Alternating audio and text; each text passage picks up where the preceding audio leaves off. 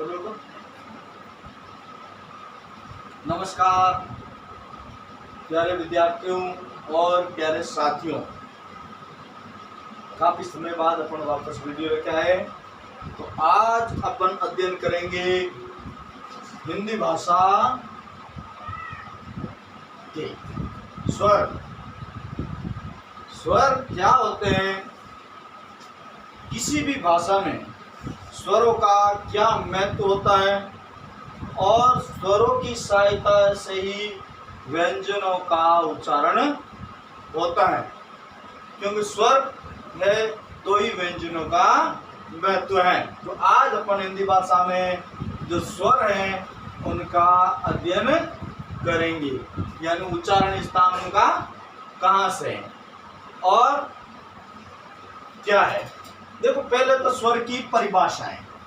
स्वर की अपन पहले पढ़ेंगे परिभाषा, यानी स्वर कहते हैं किसे हैं। तो यानी स्वर वह जो फेफड़ों से निर्बाध रूप से जो वायु या बिना रुकावट, जो अपने फेफड़ों से जो वायु है बिना रुकावट जीभ या होठ को टच नहीं करे और वायु से घर्षण नहीं हो, सीधा उच्चारण हो, उसको स्वर कहते हैं। अर्थात स्वर वह है जो निर्बाध रूप से फेफड़ों से निकलने वाली वह हवा जो निर्बाध रूप से जीभ, होठ और वायु के घर्षण ना हो, उनको क्या कहते हैं, स्वर कहते हैं। और हिंदी भाषा में स्वरों की संख्या 11 है। कितने हैं? 11। स्वर कितने हैं? 11 स्वर है। अ, आ, ई, उ, री, ए, ऐ, ओ, औ। अब मात्रा काल या उच्चारण की अवधि से इनका दो प्रकार से अपन विभाजन कर सकते हैं। दो तरह के होते हैं स्वर। अब कैसे देखते हैं अपन, चलता है ठीक है। तो मात्रा और काल की दृष्टि से इनके दो तरह के हैं। कैसे? जो इनकी जो मात्रा, जो समय लगता है, अवधि मतलब जो समय लगता है, उसके आधार पर इसके दो भागों में अपन विभाजन किया है। एक ह्रस्व है, ह्रस्व यानी छोटे, ह्रस्व यानी छोटे, ह्रस्व स्वर, इसको कहेंगे ये ह्रस्व स्वर। ह्रस्व स्वर में अ, ई, उ, क्योंकि इनमें समय क्या होता है, कम लगता है। किसकी अपेक्षा? दीर्घ या गुरु बड़े जो होते हैं, इनकी अपेक्षा समय कम लगता है और इसमें समय ज्यादा लगता है। अब कौन से? ये तो 3 है। कितने हैं? ह्रस्व स्वर कितने हैं? 3 है। और दीर्घ स्वर कितने हैं? आ, ई, उ, ए, ऐ, ओ, औ।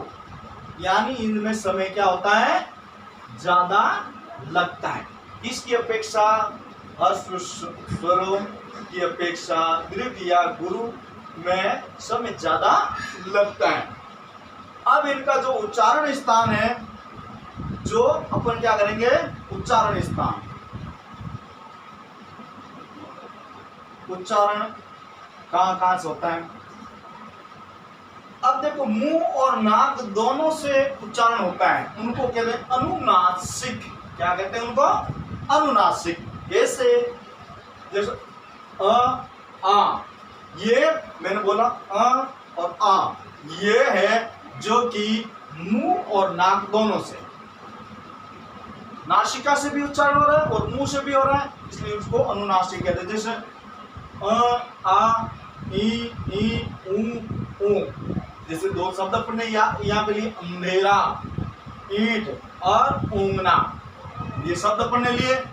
अब सिर्फ मुंह से जिनका उच्चारण होता है स्वरों का, उनको निरुनासिक कहते हैं। निरुनासिक, निर्नुनासिक, यानी जो सिर्फ मुंह से ही उच्चारण होता है उनको क्या कहते हैं? निरुनासिक। अ, आ, ई और ई, इनमें उच्चारण फर्क होता है। अ, आ, ई, इससे अपेक्षा इसमें समय ज्यादा लगता है। देख अपन पता लगा है यहाँ पे, ये है कम ई, बोल दिया ई, और ये ई, इसमें उससे ज्यादा समय लगता है, इसलिए इसको गुरु या दीर्घ स्वर कहते हैं। अब स्वर कितने हैं? 11। कितने हैं? 11। 11 स्वर है। हिंदी में कितने स्वर हैं? 11 स्वर। याद रखोगे? अ, आ, ई, उ, री, ए, आई, ओ, औ।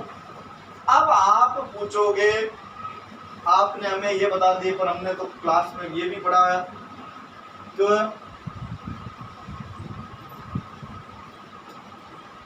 अंग भी पढ़ा सर, आ भी पढ़ा, तो इनको स्वरों के साथ में तो रखते हैं, इनको स्वरों के साथ में तो रहेंगे, पर ये स्वरों की गिनती में नहीं आएंगे, तो इनको कहेंगे अयोगवाह। क्या कहेंगे? अयोगवाह। ये क्या है? अयोगवाह। अयोगवाह, यानी ये साथ तो रहेंगे पर योग में नहीं रहेंगे। हिंदी की जो भी शब्द को शुरू होगा वो अंग से शुरू माना जाता है। अब इनको क्या कह दिया? क्योंकि ये साथ में तो रहेंगे पर ये इसकी स्वरों की गिनती में नहीं आएंगे, कारण ये संस्कृत भाषा के है और ये अपने साथ में है। अब अपन एक बार वापस एक बार रिवीजन करते हैं ताकि आपको अच्छी तरह से समझ में आ जाए। तो वापस देखते हैं।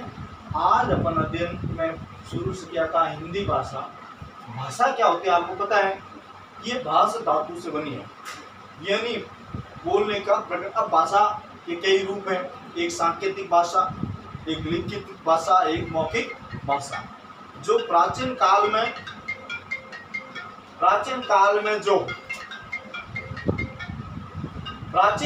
में जो अपने भाषा होती थी वो संकेतों के द्वारा ही समझी जाती थी, और उसके बाद मौखिक मनुष्य ने बोलना सीख लिया, और उसके बाद में विकसित हो गया मनुष्य तो उसने लिखना भी सीख लिया। अब भाषा का जो लिखित रूप होता है उसको बंद करने का काम करते हैं, उसको अपन क्या कहते हैं? लिपि। क्या कहते हैं? लिपि। जो अपनी भाषा की जो लिपि है वो है देवनागरी। कौन सी लिपि है? देवनागरी। क्योंकि ये और भी संस्कृत भाषा की अपनी देव भाषा उसकी भी लिपि है, नेपाली भाषा है उसकी भी लिपि है। कौन? देवनागरी लिपि। ये भाषा को जो लिखने का जो रूप होता है वो एक लिपि के द्वारा बंद किया जाता है, और अपनी भाषा की लिपि है देवनागरी। अब अपने तो हिंदी भाषा में जो स्वर है वो 11 है। अ, आ, ई, उ, री, ए, ऐ, ओ, औ 11 हो गए। अब मात्रा और उच्चारण काल की अवधि से इनको 2 प्रकारों में विभाजित किया गया है। किस किस को? स्वरों को। एक तो हर्ष नहीं, जिसमें समय कम लगता हो उसको कहते हैं हर्ष स्वर, यानी छोटे होते हैं ये, उसकी अपेक्षा बोलने में समय कम समय लगता है। अ, ई, उ। अब दीर्घ स्वर या गुरु यानी बड़े, आ, ई, उ, ए, ऐ, ओ और औ। और अब एक अंग्रेजी भाषा से अपन ने ग्रहित किया है ओ। जैसे डॉक्टर लिखते हैं तो क्या लिखते हैं? डॉक्टर। तो ये डॉक्टर है, जो ये ओ है ये अपन ने अंग्रेजी भाषा से ग्रहित किया और अपनी भाषा में इसको ग्रहण कर लिया। अब अपन ने क्या कि जो उच्चारण है वो दो प्रकार से स्वरों का होता है। एक तो मुंह और नाक दोनों के द्वारा, जिसको कहते हैं अनुनासिक। मुंह और नाक दोनों के द्वारा बोला जाता है। जैसे अ बोला तो मुंह का भी प्रयोग और नाक से भी ध्वनि निकले, इसलिए इनको अनुनासिक कहते हैं। जैसे कि ये अपन ने लिख रखे हैं अ आ ई ऊ जिस अंधेरा, ईंट, ऊंगना। अब सिर्फ मुंह से उच्चारण होता है। ये जैसे अ आ ई, तो इनको सिर्फ निरुनुनासिक कहते हैं। कारण क्योंकि ये सिर्फ मुंह से ही बोले जाते हैं। तो आपको आज का वीडियो कैसा लगा है, समझ में आया है, और कोई कमियां है तो आप बताइए, ताकि उसमें सुधार किया जा सके। इसलिए आप ज़्यादा से ज़्यादा इस वीडियो को शेयर करें, लाइक करें और ज़्यादा से ज़्यादा कमेंट करें, और इसका आप बिल्कुल आगे से आगे जुड़े रहिए, ताकि आपको नए नए वीडियो मिलता रहिए। इसलिए आप इस वीडियो को बार बार देखें। बहुत बहुत धन्यवाद।